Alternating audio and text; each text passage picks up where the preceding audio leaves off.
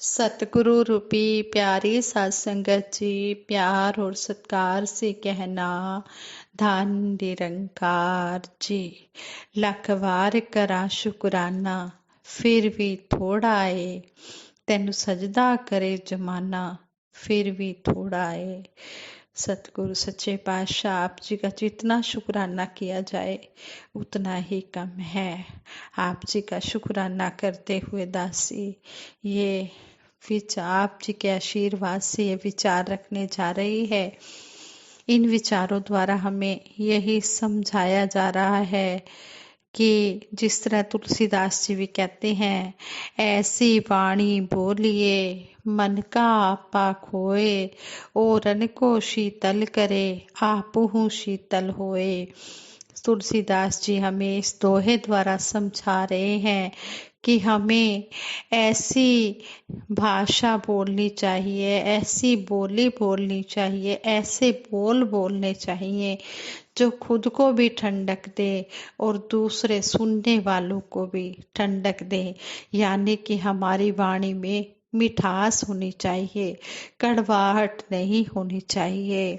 कड़वे बोलों से हम परहेज करें। ऐसे ही दासी एक स्टोरी आप जी के चरणों में शेयर करने जा रही है। आप जी प्रवान करें, अगर कोई गलती हो जाए तो क्षमा करें। साध संगत जी कहते हैं, एक महिला अपने पति से परेशान थी। उसके पति दिल से बुरे नहीं थे, लेकिन गुस्से में अनाप शनाप कहते रहते थे। बाद में उस व्यक्ति से उनके संबंध बिगड़ जाते थे। जिस व्यक्ति को भी वो ऐसी बात कोई कहते थे तो उस व्यक्ति से उनके संबंध खराब हो जाते थे, बिगड़ जाते थे। पत्नी पति पति को बुरी आदत से मुक्ति दिलाना चाहती थी। एक बार उनके गांव में एक संत जी आकर ठहरे। उस महिला ने अपनी परेशानी संत जी को बताई और पति को सही सलाह देने की विनती की, प्रार्थना की, अरदास की। संत जी ने उस महिला के पति को बुलाया, प्रेम से उसे अपने पास बिठाया और कुछ पीने को दिया। उसने जैसे ही पहला घूंट भरा तो उसने संत जी से कहा, स्वामी जी यह तो बहुत ही कड़वा है। संत जी ने मुस्कुराते हुए कहा, अच्छा तो तुम्हारी जुबान जानती है कि कड़वे का स्वाद क्या होता है? उसने कहा, पता क्यों नहीं होगा, कड़वी चीजें तो जुबान पर आते ही पता चल जाती हैं, मुंह में डालते ही पता चल जाती हैं कि उनका स्वाद कड़वा है। उसकी बात सुनकर गंभीर होते हुए संत जी ने कहा, नहीं ऐसा नहीं होता। अगर पता आपको चलता तो लोग अपनी जुबान से कभी कड़वी बात नहीं निकालते। ये बात सुनते ही उस व्यक्ति का चेहरा एकदम से ऐसे हो गया, वह जान गया कि यह बात उसके लिए ही कही जा रही है, कि यह बात उसके लिए ही कही जा रही है, कि यह उसकी गुस्सा करने की आदत पर ये बात कही गई है। उसने संत जी से कहा, महाराज आगे से मैं अपने गुस्से पर कंट्रोल रखूंगा, अपनी जुबान से कड़वे शब्द नहीं बोलूंगा। तो इस तरह कहते हैं कि जब कड़वे वचन बोले जाते हैं तो कई नजदीकी रिलेशन भी खत्म हो जाते हैं। तो हमने हमेशा मीठा ही बोलना है और सच बोलना है, सत्य बोलना है। सत्य न कड़वा होता है न मीठा होता है, सत्य तो सत्य होता है। संपूर्ण हरदेव वाणी में भी सतगुरु बाबा हरदेव सिंह जी महाराज हमें इस शब्द द्वारा समझाते हैं, सत्य तो केवल सत्य है होता, सत्य का कोई नाम नहीं। सत्य कड़वा लगता है क्योंकि सत्य सुनने की शक्ति हर एक में नहीं होती। लोग झूठ के इतने करीब आ गए हैं कि सत्य सुनना या देखना नहीं चाहते और सच को गलत समझते हैं। जब हम कहते हैं गॉड इज ट्रूथ, तो सत्य कड़वा कैसे हो सकता है? हाँ, यह इस बात पर निर्भर करता है कि हम जिसे सच कह रहे हैं, जिसने कुछ गलत किया है और उसे उसकी गलती से उसको अवगत कराया जा रहा है, उसको गलती बताई जा रही है, तो उसके लिए यह सच कड़वा है। लेकिन यदि किसी सज्जन पुरुष को उसकी गलती का एहसास कराएं तो उसके लिए सच मीठा है। संत कबीर जी ने तो यहाँ तक कह दिया कि निंदक नीरे राखिए आंगन कुटी छुआए, बिन पानी साबुन बिन निर्मल करे सुभाए। कोई हमारे दोष बताने वाला मिल जाए तो उसे अपने घर के आंगन में ठहरा दें, ताकि वह हमें हमारी कमियां बताता रहे और हम अपना सुधार करते जाएं। पर ऐसा होता नहीं है। हम अपनी कमियों को दूर करने के स्थान पर उस व्यक्ति से ही दूरी बना लेते हैं। आईना हमारे चेहरे की कमियां दिखाता है, तो क्या हम आईने को ही सामने से हटा देते हैं? सच इस तरह बोला जाए कि सच भी बता दिया जाए और सामने वाले का मन भी दुखी ना हो।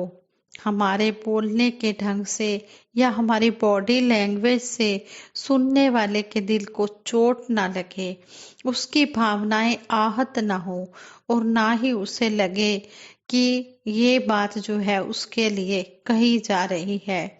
एक राजा से ज्योतिषी ने कहा कि जब आपकी पत्नी व बच्चे सब मर जाएंगे तब आपकी मृत्यु होगी।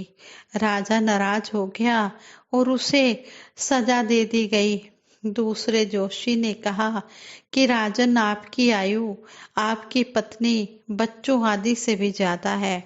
राजा खुश हुआ। बात एक ही है, कहने का ढंग अलग है। संपूर्ण हरदेव वाणी में सतगुरु बाबा हरदेव सिंह जी महाराज फरमाते हैं, वाणी मधुर नहीं है तो फिर चुप ही रहना अच्छा है। कटु वचनों को कहने से तो कुछ ना कहना अच्छा है। अगर वाणी में मिठास नहीं है तो फिर चुप रहना ही अच्छा है। कड़वे वचनों को कहने से तो कुछ ना कहो वही अच्छा है, किसी का दिल तो दुखी नहीं होगा। सत्य अवश्य कहें पर वाणी में मिठास बनी रहे। घर परिवार में रहते हुए बुजुर्गों की देखभाल करना एक चुनौतीपूर्ण कार्य है। बढ़ती उम्र के साथ शारीरिक और मानसिक तौर पर बुजुर्ग लोग इतने स्ट्रोंग नहीं रहते। यदि वे हमारी बात को नहीं समझ पा रहे तो गुस्से में आकर यह न कहें कि आपको तो कुछ समझ ही नहीं है, बल्कि यह कहें कि मुझे ही आपको यह बात समझानी नहीं आ रही, मैं एक बार फिर कोशिश करता हूँ। ऐसे में उनके मन को सुकून मिलेगा। इसी तरह बच्चे को माँ का यह कहना सही नहीं है कि पढ़ लो नहीं तो फेल हो जाओगे, इससे तो बच्चा दुखी हो जाएगा। और यदि माँ कह दे, देखो बच्चे अच्छे से पढ़ाई करो, आप तो बहुत समझदार हो, थोड़ा ज्यादा ध्यान दो, फिर देखना आप कितने अच्छे अंकों से पास होंगे। ऐसे शब्द बच्चे का उत्साह बढ़ा देते हैं। इसी तरह सामने वाले को सच्ची बात तो कहें पर बात कहने का ढंग अच्छा हो, वाणी में मिठास हो। एक व्यक्ति बिना बताए किसी के घर अक्सर आ जाता था। उन्हें समझ नहीं आ रहा था कि उसे कैसे कहें कि आपके इस तरह आने से हमारी रूटीन पर प्रभाव पड़ता है। उस मेहमान को बड़ी शालीनता पूर्वक उन्होंने कहा कि यदि आप पहले से हमें सूचित करके आओगे तो हम आपकी अच्छी तरह से सेवा कर पाएंगे। इन शब्दों ने उस मेहमान पर इतना अच्छा असर कर दिया और उसे अपनी भूल का पश्चाताप भी हुआ। एक और उदाहरण देखें, एक और एग्जाम्पल देखें। एक राजा की एक आंख युद्ध में चली गई थी और एक टांग का आकार भी बिगड़ गया था। सभी कलाकारों से कहा गया कि राजा की एक सुंदर सी पेंटिंग बनाई जाए। कोई भी कलाकार उसकी सुंदर कलाकृति बनाने का साहस नहीं कर पाया, हिम्मत नहीं कर पाया।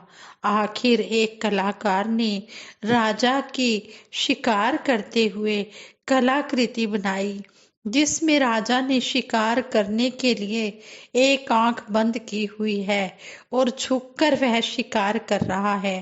कलाकार ने सच भी दिखा दिया और राजा की शाबाशी भी ले ली।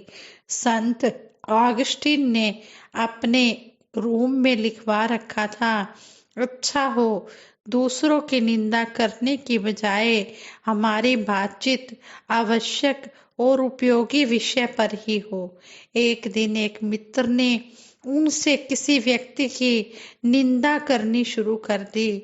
संत ऑगस्टीन कहने लगे, आप मुझे इतने प्यारे हैं कि न तो मैं आपकी बात सुनने से इनकार कर सकता हूँ और न ही आपको यहाँ से चले जाने के लिए कह सकता हूँ। अब मेरे पास एक ही तरीका है कि यहाँ जो चेतावनी बोर्ड मैंने टांग रखा है उसे उतार दूं। बोर्ड पर निगाह पड़ते ही मित्र को अपनी भूल का एहसास हुआ। वह संत ऑगस्टीन से माफी मांगकर चला गया। उसका प्रभाव भी पॉजिटिव रहा। तभी तो कहा है, मधुर वचन है औषधि, कटु वचन है तीर, श्रवण द्वार हो संचरे, सालय सकल शरीर। मीठे वचन दवाई का काम करते हैं तो कड़वे वचन, चाहे वो सत्य ही क्यों ना हो, तीर के समान घायल करते हैं। तुलसी मीठे वचन ते सुख उपजत चहु और। तुलसीदास जी कहते हैं कि मीठे वचन बोलने से चारों ओर से सुख ही सुख मिलता है। किसी विद्वान ने भी कहा है, शब्दों को संभाल कर बोलें, शब्दों में बड़ी जान होती है। सतगुरु माता सुदीक्षा जी महाराज आज हमसे यही चाहते हैं कि हमारी वाणी में मिठास हो। इस सत्य का पैगाम नम्रता, मधुरता, प्रेम पूर्वक जन जन तक पहुंचाया जाए।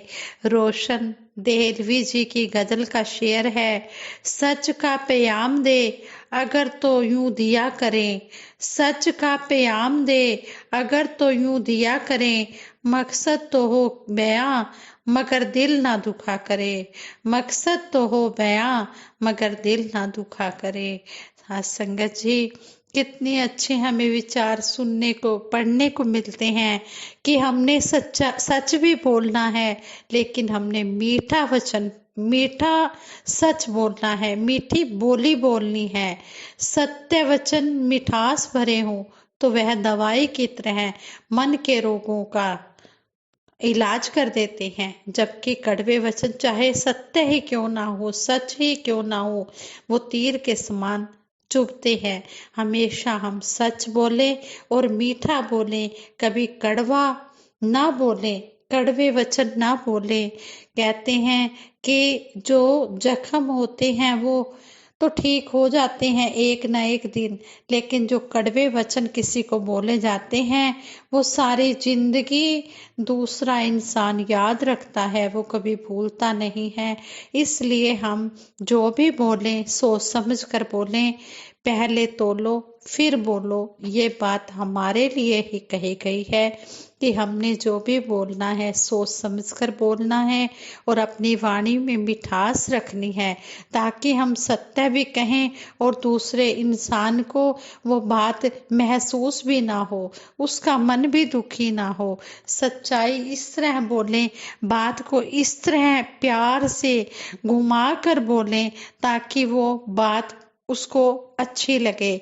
जिस तरह पेंटर ने पेंटिंग भी राजा की बनाई, लेकिन वो कैसे शिकार करने वाली बना दी कि उसकी एक टांग नहीं थी और एक आंख नहीं थी। हाथ में धनुष बाण पकड़ा दिया और एक आंख बंद कर दी और एक टांग मोड़ दी, और वो सच सच भी दिखा दिया। और इससे राजा खुश भी हो गया। राजा ने उसको शाबाशी का इनाम भी दिया। तो इसी तरह हमने भी अपनी जो वाणी है वो मधुर रखनी है। तुलसी मीठे वचन ते सुख उपजत चहुओर। तुलसीदास जी कहते हैं कि मीठी वाणी बोलने से चारों ओर से हमें सुख ही सुख मिलता है। अगर हम सभी के साथ प्यार बनाना चाहते हैं, सभी से हम सुख लेना चाहते हैं, सभी का आशीर्वाद लेना चाहते हैं, तो अगर हमारी वाणी में कड़वाहट है तो हम आज से ही मीठा बोलना अभी से ही शुरू कर दे और सतगुरु के आशीर्वादों के पात्र बने। आज संगत जी ये विचार करते हुए बहुत सी गलतियां हुई होंगी, जैसा कि दासी ने शुरू में भी आप जी से यही प्रार्थना की है कि कोई गलती हो जाए तो क्षमा कर देना। और अब दासी विचार के अंत में भी आपसे आज्ञा लेते हुए यही आप जी के चरणों में प्रार्थना कर रही है कि अगर कोई गलती हो गई है तो दासी को क्षमा कर देना और आगे के लिए सुमत बख्शना। साथ संगत जी प्यार से कहना, धन निरंकार जी।